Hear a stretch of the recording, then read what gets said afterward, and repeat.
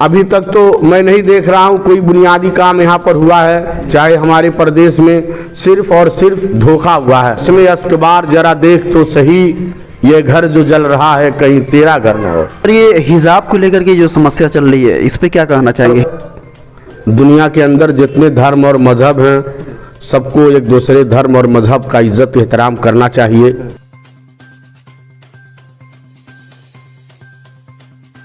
नमस्कार, web India news पर आपका स्वागत है। आज हम लोग आपको क्षेत्र संख्या 319 के विधानसभा पनियारा से बातचीत करेंगे। AIM-MIM ऑल इंडिया मजलिस ए इत्तेहादुल मुस्लिमीन और एक कम्मट जुझारू और उम्मीदवार ऐसे प्रत्याशी हैं जो संघर्षशील और शिक्षित भी हैं, और इनका नाम शमशाद आलम है। तो यहाँ से बातचीत करेंगे कि जैसे आपकी बात की। सबसे पहले सर मैं आपको बधाई देना चाहता हूँ। Many congratulations for join AIM-MIM party. बहुत बहुत शुक्रिया सर आपका।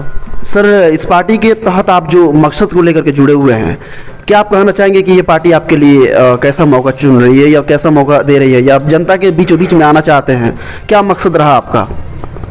देखिए, मेरा मकसद सिर्फ और सिर्फ इतना है कि हमारे अक़लियत के लोगों को हर पार्टी के लोगों ने धोखा दिया। जी। बुनियादी काम कुछ नहीं किए और वोट लेते गए कई सालों से। सपा भाजपा के नाम पर भाजपा को हराना है, सपा को वोट ले लिए। सपा को हराना है, बसपा का वोट ले लिए। भाजपा को हराना है, कांग्रेस का वोट ले लिए। गर्जे की तरह तरह के लोगों ने अपना एक धोखाधड़ी कर करके, गुमराह करके मुस्लिम समाज को वोट लिए और उनका जो बुनियादी काम था उसको किनारे कर दिए। वोट से पहले लोगों ने कहा कि नहीं, हम ये करेंगे, वो करेंगे, आपके ये हक की बात करेंगे, आपके हिस्सेदारी की बात करेंगे। लेकिन इस देश में मैं देख रहा हूँ जहाँ अक़लियत की बात आती है, मुस्लिम समाज की बात आती है, वहाँ ऐसा कुछ दिखाई नहीं दे रहा है। मात्र इस देश में एक वाहिद नेता दिखाई दे रहे हैं जो ऑल इंडिया मजलिस इत्तेहादुल मुस्लिमीन के रहनुमा और लीडर हैं, मोहतरम जनाब असद ओवैसी साहब। हम बहुत बहुत शुक्रगुजार हैं और उनके लंबी उम्र की दुआ करते हैं, जो सर्व समाज की बात करते हैं, सबके हक की बात करते हैं, सबके ईमान अमल की बात करते हैं। तो मैं बहुत बहुत मुबारकबाद देता हूं अपने राष्ट्रीय अध्यक्ष जी का, जो आज पूरे देश में, पूरे मुल्क में सभी समाज को जगाने का काम कर रहे हैं और सबको जागरूक कर रहे हैं। ये इसीलिए उन्हीं की बेक नीतियों को देख करके मैं आज इस पार्टी में ज्वाइन किया और मुझे उन्होंने टिकट दिया हो, मुझे दुआ दिया है। मैं क्षेत्र में लोगों से मिल रहा हूँ, बहुत दुआएं मिल रही हैं, बहुत साथ मिल रहा है, बहुत समर्थन मिल रहा है। मुझे उम्मीद और विश्वास है कि जो भी लोग इधर उधर भटके हैं वो भटके न, गुमराह है न हो, बल्कि सीधे वो MIM के साथ आएँ और अपने बात को समझें और अपने हक को मांगें। बिल्कुल सर, ये कहा जाता है कि जो असदुद्दीन ओवैसी साहब हैं, ये धर्म के विरोध में बातचीत करते हैं। क्या ये सच है क्या, या वो एक संविधान के थ्रू चलते हैं? देखिए, पढ़े लिखे लीडर हैं, वो कभी किसी जात विशेष की बात नहीं करते, किसी धर्म मजहब की बात नहीं करते, सबके हक की बात करते हैं। उनका आइन और उनका वही है, वही कहते हैं जो इस देश का संविधान है, वही बोली बोलते हैं। संविधान के खिलाफ वो कहीं मैंने अभी कोई न्यूज़ नहीं सुना, कोई समाचार या इलेक्ट्रॉनिक मीडिया के द्वारा हम लोगों के कान तक ऐसी कोई बात नहीं आई। लेकिन जब भी बात सुनी गई है तो एक अपने वसूल, और वसूल उनका यही संविधान है, जो संविधान कहता है उसी की बोली बोलते हैं साहब। सर, ये हिजाब को लेकर के जो समस्या चल रही है, इस पे क्या कहना चाहेंगे? हिजाब क्या ये पहनावा किसी के धर्म के है, या फिर ऐसे खिलवाड़ करना, या जैसे भी हो, आप बताएं। देखिए सर, दुनिया के अंदर जितने धर्म और मजहब हैं, सबको एक दूसरे धर्म और मजहब का इज्जत एहतराम करना चाहिए, और उसके खिलाफ या किसी तरह का टिप्पणी करना ये गलत चीज़ है। और हमारे इस्लाम के अंदर पर्दे की बड़ा अहमियत बताया गया है। अब उसको गलत तरीके से पर्दे पर ऊपर तरह तरह के इल्ज़ाम जो लगा रहे हैं, तो यह कानून और इस्लाम के खिलाफ है।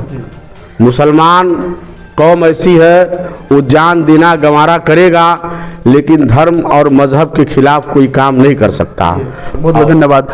और ये बात कर रहे हैं जैसे कि विधानसभा आपके पनियारा से 319 से, तो सर इसमें आप क्या क्या बदलाव लेना चाहेंगे कि जैसे कि आप इस पोजीशन को लेकर खड़े हुए हैं और आप विजय हो जाते हैं, विजिट आपको जिता दी जाती है, यहाँ की जनता आपको सपोर्ट करती है, तो उन लोग के जनहित में आप क्या करना चाहेंगे?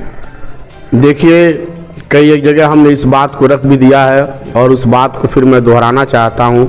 मेरा मकसद सिर्फ और सिर्फ यह है, हमारे महाराजगंज जनपद पिछड़ा हुआ है, जिसमें हमारा पनियरा काफ़ी पीछे है विकास के मामले में। यहाँ कई तरह की उल्टी सीधी राजनीति लोग करते हैं और हमारे समाज के लोग जागरूक नहीं हैं। अब जागरूक हो रहे हैं। जो जागरूक हैं वो आज असद साहब के दामन को पकड़े हैं और जो जागरूक नहीं हैं उनका निजी कोई स्वार्थ हल होने में है। लेकिन यकीन जानिए, जब तक आपका अपना कायद मजबूत नहीं होगा, आपका वसूल मजबूत नहीं होगा, आप अपने आप को मजबूती से किसी काम पर ध्यान नहीं देंगे तो आप भी मजबूत नहीं रहेंगे। इसलिए कहा जाता है कि हर जफा हर सितम गंवारा है, इतना कह दे कि तू हमारा है। ये हमारा जो विधानसभा पनियरा है, अगर लोगों ने दुआ आशीर्वाद दिया, मेरा साथ दिया और मैं विधायक बनता हूं पनियरा से, तो यकीनन मेरा दिल कहता है कि ऐसा काम किया जाएगा जो सर्व समाज का भला हो, सबके हित में हो। जैसे शिक्षा तालीम का अलग जगाया जाएगा। यहाँ पर असद साहब ने कहा है, मेरा कैंडिडेट अगर जीतता है तो एक बेहतरीन हॉस्पिटल का बुनियाद उन्होंने वो रखेंगे।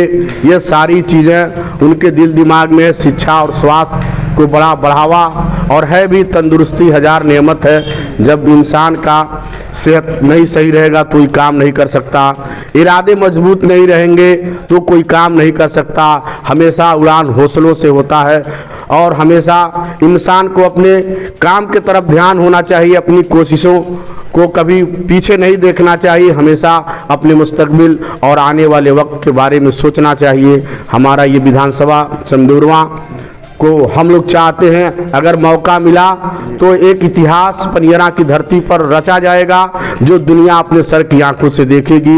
वक्त बदल रहा है, लोगों की सोच बदल रही है, हालात बदल रहे हैं। आज देखिए, हमारे विधानसभा में बहुत सारे प्रत्याशी बाहर के पार्टियों ने उतारा है, लेकिन लोगों का कहना है, रुझान बन रहा है कि हम बाहरी को वोट नहीं देंगे, हम जब भी वोट करेंगे अपने बीच के उम्मीदवार को वोट करेंगे। बहुत बहुत धन्यवाद सर। ये लास्ट बात है मेरी कि ये जो है और जितनी भी पार्टियां हैं AIM MIM को छोड़ करके इन पार्टियों को क्या कहना चाहेंगे? जैसे इतने सारे लोग, मतलब अभी फिलहाल को लेकर के AIM MIM जो पार्टी उतरी हुई है इस धरातल पे, इससे पहले जितने भी पार्टियां उत्तर प्रदेश में काम की, क्या उन लोग के कामों के बारे में कुछ ऐसा अनुभव है जो आप बताना चाहेंगे कि क्या क्या काम हुआ और क्या नहीं हुआ?